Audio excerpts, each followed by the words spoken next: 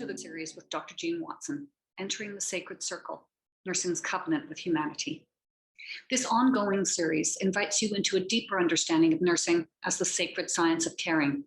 In 8 conversations with Dr. Watson, she offers her reflections on unitary caring in a time of global fracture.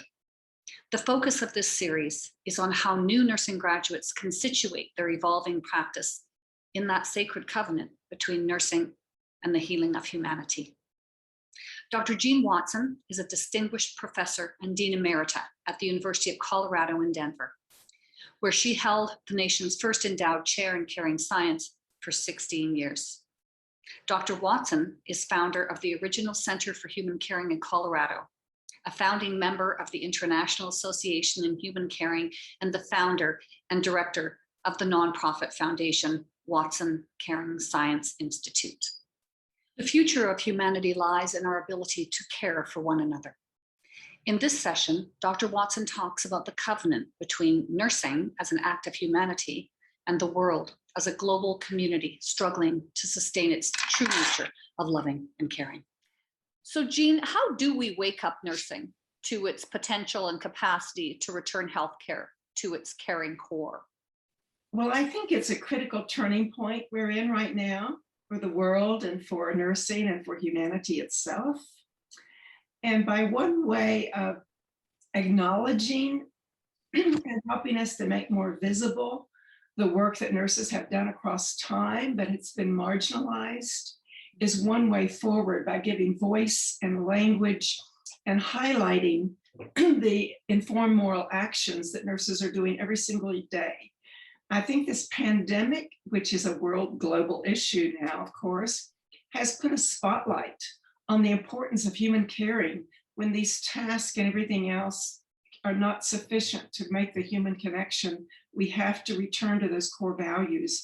But nurses are doing this, they just don't know they're doing it. They're not made explicit until they wake up. And I think I've been really a strong advocate for language. If we don't have the language to give voice to what we're doing behind the scenes when all else is failing, then we're invisible and we don't count, basically. We don't exist is really part of the postmodern acknowledgement.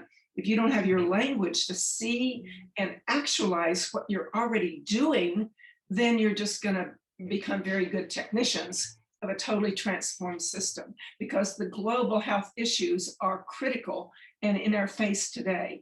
It's more than medical science. It is health issues that are facing. That goes right back to Nightingale. So by this turn of the International Year of the Nurse, this pandemic, this continuation of this crisis at a global magnitude has made all of us pause and to revisit what matters. We matter.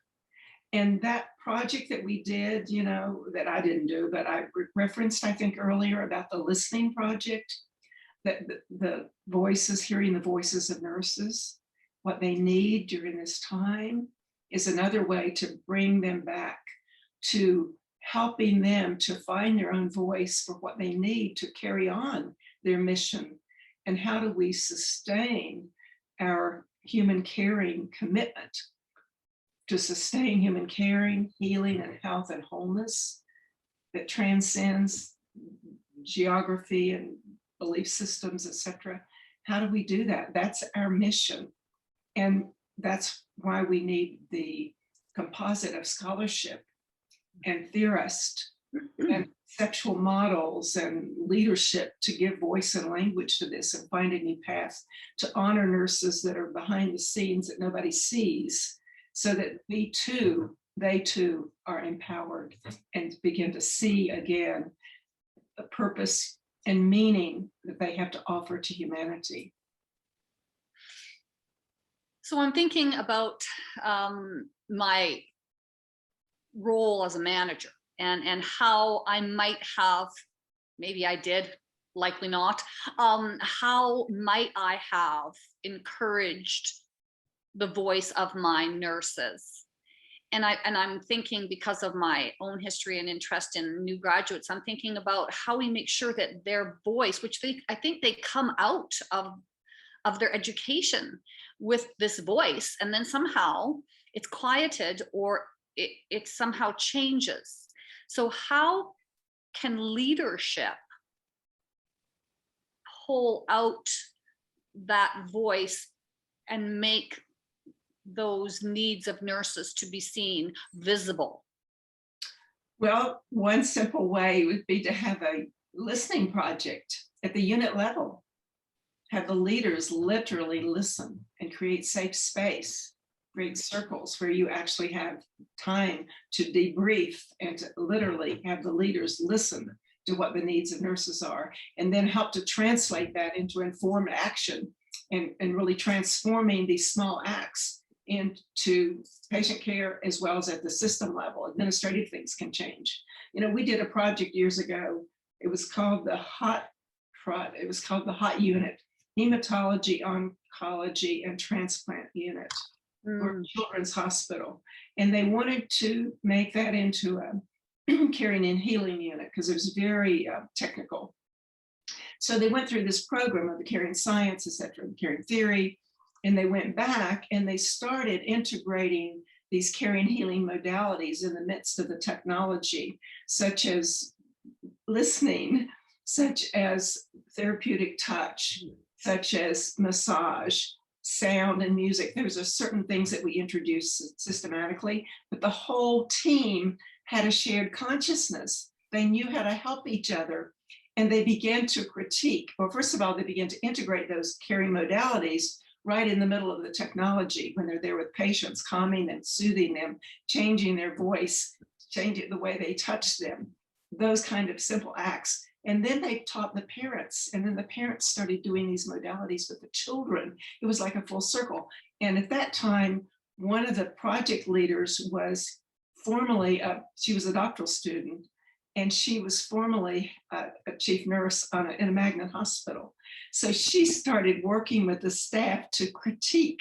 So all these administrative things that would come down for that unit to change this and do this, rather than just adopting them and conforming, they began to critique and say, this is going to interfere with human caring. This is going to interfere with patient relationships. So finding a way to create space where you both listen, but you can safely critique and come up with new solutions. So you're co-creating new possibilities. You're really redesigning new patterns of delivery of care, because we have this industrial product line model for both data as well as for patient care. And so this too is what's changing. You know, I'm reminded of my unit meetings that I would have. And I'm thinking, they were really boring, number one. But number two, I'm not sure what they generated really, other than a bit of information, but nobody was really engaged. And I think to myself, imagine the input. I mean, imagine the people wanting to come to your unit meeting if you were asking them, okay, we just implemented this, or quite honestly, we are being asked by administration to do the following. How do you feel this would facilitate caring and healing on our unit? And what might it interfere with caring and healing on our unit? And maybe being able to take that feedback back, but also, you know, just having every once in a while, having one of these, maybe they could be bi-weekly if the tone of them is different, and having staff come in and covering for breaks and whatnot, and having them just talk about, you know, what is it that they need right now, and try to move beyond, we need staff. Because you know, the challenge I think for many managers, as you know, Jean, is that we get pulled into that. If we just had more people. That's right. Can you speak to that? Yes, indeed, because actually one of the projects that we did early on was at Inova Healthcare, and they did a video of showing the transformation of the consciousness of the practitioners and the leadership when they began to implement caring science. And this one person they interviewed, she said, she was a nurse manager, and she said, you know, we were short of staff today. And she said it was actually refreshing, because we got to actually experience what the other staff do. We got to offer water, we got to help the patient with their daily routine and so forth. And she says, we usually don't have the opportunity to do that. And she said, 6 months ago, before we started the caring theory, we would have had, oh no, we're short again, complaining and complaining, in contrast to actually being open to like new purpose and meaning, that they could participate in a different way and be of service in a way that would be demeaning or be critical in a previous consciousness. But once you implement caring science, caring theory, you have a whole different team consciousness. You're helping each other, and you're not just focusing on the problems of short staff all the time. We've talked a couple of times in the series now, Jean, about implementing the Caritas processes and the sutras, thinking from a sutra perspective. How might a unit that's watching this series and thinking, sure, we would love to do that, but I wouldn't have the first idea of where to go to get that information. How do we structure it? Where can people get help to do what you've been doing with units across the globe? Well, my website is watsoncaringScience.org, and Jean Watson, Jean at watsoncaringScience.org. People can interview me, can email me directly, and I'm pretty responsive. At least I try to be responsive to all the emails that I get. So, but particularly the Watson Caring Science Institute, we have a whole repository of these videos and Vimeo series and so forth, just like we're doing here, that people probably don't know about until we actually let them know in a more informed way that these are available. Well, we'll make sure to make them available on our series as well as on the website. So that's wonderful. I was thinking about family, because you talked about practitioners and getting other practitioners involved in caring differently, and maybe say, for instance, if you don't have physio that day, physio can't come, so you as a nurse take that role on. We always, at least I'd say the majority of times, we think of it as a burden, right? Because I have so much else to do. Right. But if I could reframe my thinking on it and say, wow, what an opportunity for me to spend a different kind of time with this patient and family. And then that extended to me, thinking about what we're trying to do here in Canada is pull in interdisciplinary rounds, right? And in those rounds, we're trying to include family. So we ask the family on many of the units, what time are you coming in, and can we round with you? And so I'm thinking of what your thoughts on how to involve family in these caring practices, and involving them in touching more, communicating more with their family member. What have you done with that? I haven't really focused, specifically on families throughout my journeys, but it's inclusive because you move from the individual to the family, and it's inclusive. When you're taking care of the patient, you're also connecting to the environmental field in which they belong. And that's the family, or however they define family, which is very diverse these days. But I think the other part of this is the same thing holds for the family as it does for the patient. That sometimes we're listening to the patient, but we ignore the family. And the family has a great impact on the outcome for the patient. And so I just realized, we know that every single person needs to be heard. Every single person needs to be seen, and to know that they matter and what they have to say matters, and that includes the family. So having that consciousness of embracing the family, including the family, there's a whole movement that happened many years ago now, probably a couple of decades ago, where there was all this controversy about whether a family member could be a dying patient and with, intensive care and so forth. And it was like an ethical issue of not including the family, but we've expanded our horizon and expanded our consciousness to see that this is a web of life that's encompassing family and patient is all one unit. And so they can't really be ignored. Yes, and the Indigenous groups in Canada are very traditionally locked in to that idea. Right? I remember many times in intensive care, we would fill the waiting room with 40 family. and because that's how they considered themselves as family. And so it seems really very intuitive for us to move in that direction because it came from the traditions of our land, Of course. the indigenous people. So that just makes such wonderful sense. I appreciate that. So Jean, I mean, every day I'm getting information from The Economist and information from everywhere that talks about how the world is changing. And we know that. We see a growing instability in our politics. And just this morning, I got another note about we're on the edge of being too late to make a difference in our climate issues. Our geography is changing. The economy is changing significantly. And I think the pandemic is feeding into that. And we see it in the expressions of our cultural, religious, spiritual, and social relationships. So I'm just wondering if you could comment on how you see the changes that we're experiencing in the world changing our conception of caring. Well, I think the public is the one guiding us in the sense that with this crisis, there's no place to hide. You can't turn away from all of these bombardment of crisis. So it's an invitation, whether you're the practitioner, whether you're the public, to go inside and find strength inside and connect with spirit and source and renewal, where new solutions can come forth, rather than just adhering to the status quo and conforming to all the crisis fear mode. So this is referred to in some of my writing as sacred activism. And I draw up on the work of Andrew Harvey, who was doing work with the United Nations, very deeply committed to this passion for human service, like sacred service that we're offering. And nurses every day, what they are offering to the humanity could be considered a form of sacred activism.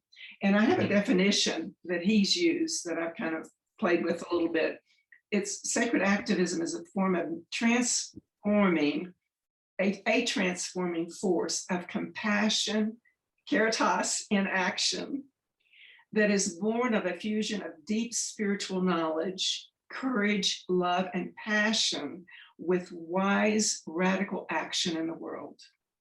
So these small acts of caring that nurses are doing every single day could be considered a form of wise, radical action, sustaining human caring in the midst of all the demise of human caring around us.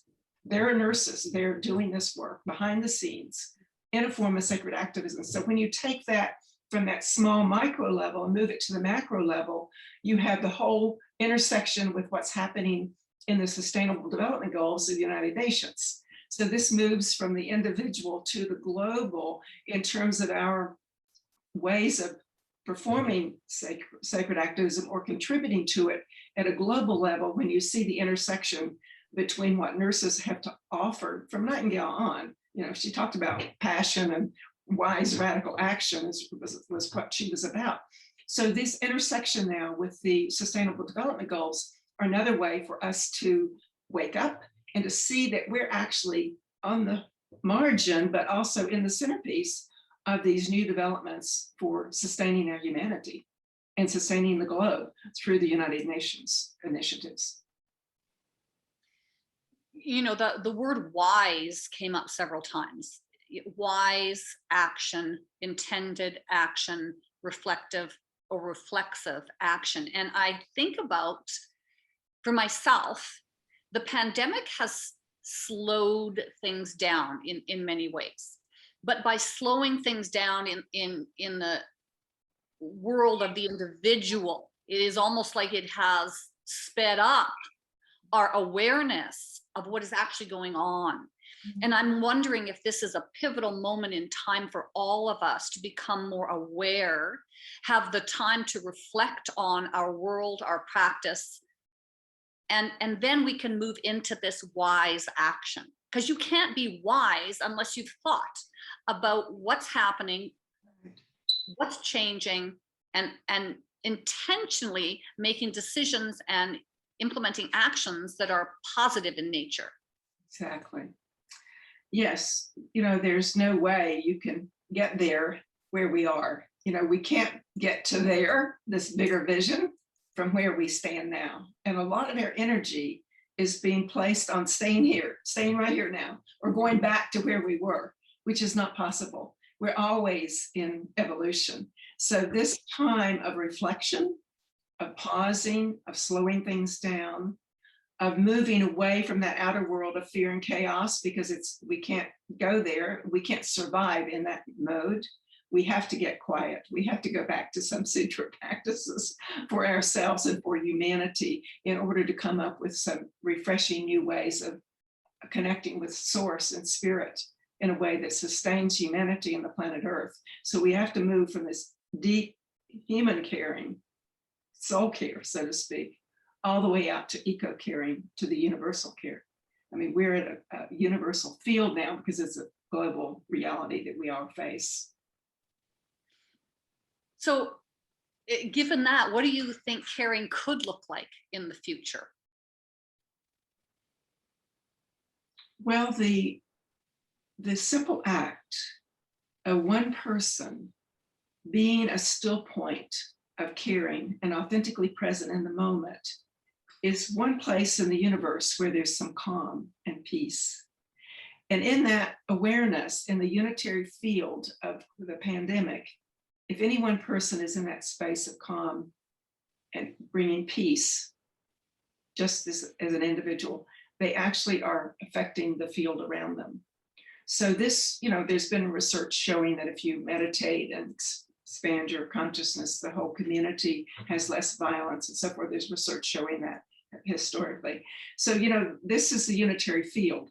Anything we're putting out into the field is affecting the whole. So if we're putting fear and crisis and chaos and scattered energy into the field, that's where we live.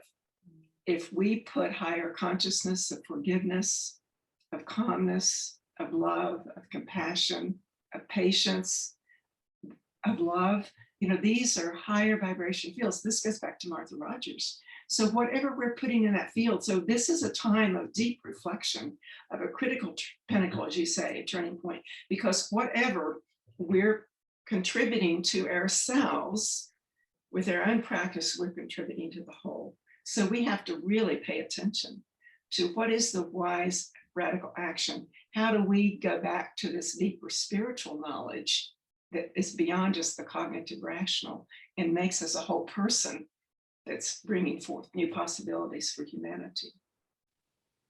Well, and what I hear is I feel so empowered when I hear that, because I think so many people feel powerless. They feel as though everything is out of their control. What's going on with the climate, with the economy, all of it is out of our control. And maybe that's a scapegoat for all of us, not to take responsibility.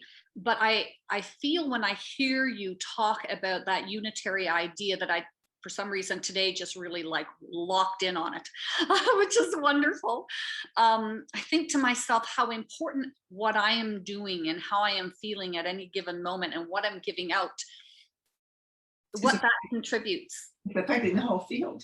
That's what's happening. Exactly. That caring moment, even for ourselves, being calm, is affecting the whole field of humanity. And so some of the earlier work of David Hawkins, he said, if any one person elevates their consciousness to a higher level of vibration, it's affecting the whole field of humanity. So if we have 20.6 million nurses in the world, and we have these simple micro practices of sacred activism for ourselves and others, we're literally changing the field for humanity. And I think about that, even bringing that to the unit level. Whoa. And the energy on the unit. And I think to myself, if every nurse just said today, before I go into every patient's room, because I know you said this to me before, and I just thought, okay, that's a small thing. And I'm thinking we need to do something big, but taking a breath and leaving behind what you just came from and entering this patient space, this patient family space, your space with them, with an energy that's so intentional, that's loving and compassionate and caring. Just stop for just a moment before you go in. I think that I'm going back there, Jean, and I'm seeing real meaning to that. as a practitioner. And I think about new nurses, and I think they can really contribute. They have some control over things. You know, we do have self-control. We have self-knowledge. We have self-caring possibilities for ourselves. So this is all part of our own journey. So as we close this particular session, which is, as all of them has been so enlightening for me, I'm wondering if you can offer the leadership where these nurses work some thoughts and reflections and insights and ideas around how they can enhance the capacity of their nurses to care in this way. Well, I think they create a culture, first of all, that's safe space, and they create the opportunities for listening. They use the same 10 care task processes as a guide for working with staff as the staff would do working with patients and families. So it just transfers over beautifully. The nurse leadership, the care task leadership model would be one of creating safe space on a regular basis with all the staff, helping them to repattern their practice field, helping them to come up with new patterns of delivery of care. We need to interrupt this industrial model.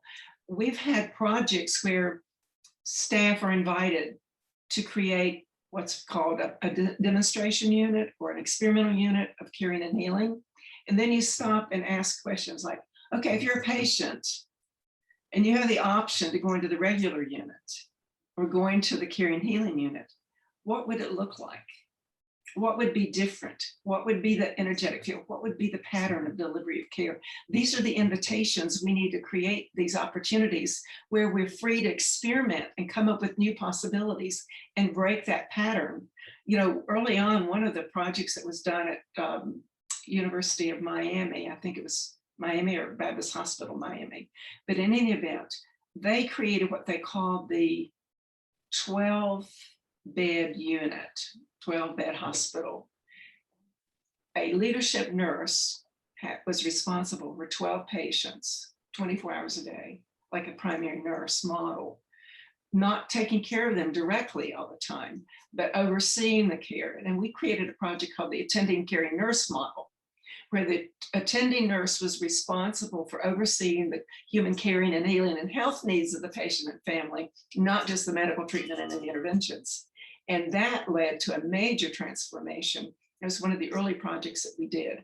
And it ended up being so successful, it became an interdisciplinary because all the other practitioners wanted to be part of it. And they renamed the project from the attending caring nurse model to the attending caring team unit. Wow. Respiratory therapists, child life specialists, social workers, chaplain, etc. Everybody wanted to be part of that project, and it was really very successful. And we demonstrated a drop in turnover. I think it was something like 36% or something in the beginning, and it dropped down after 3 years. This project went on. It dropped down to like 6%. And that's turnover of staff. That was with a turnover of staff. It was very high rate. I think it was over 30%.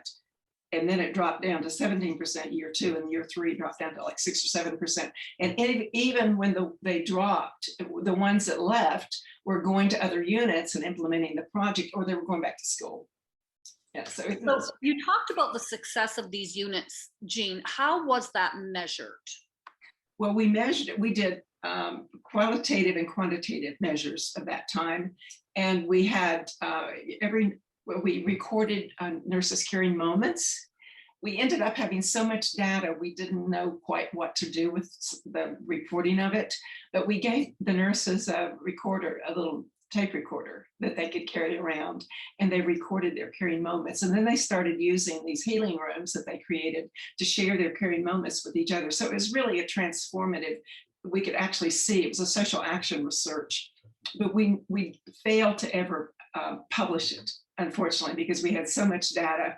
We just got lost in the morass of trying to make sense of it. It was a multi-system project between a hospital and the College of Nursing and myself. So it was a very successful project. And people to this day are still involved, know about that project.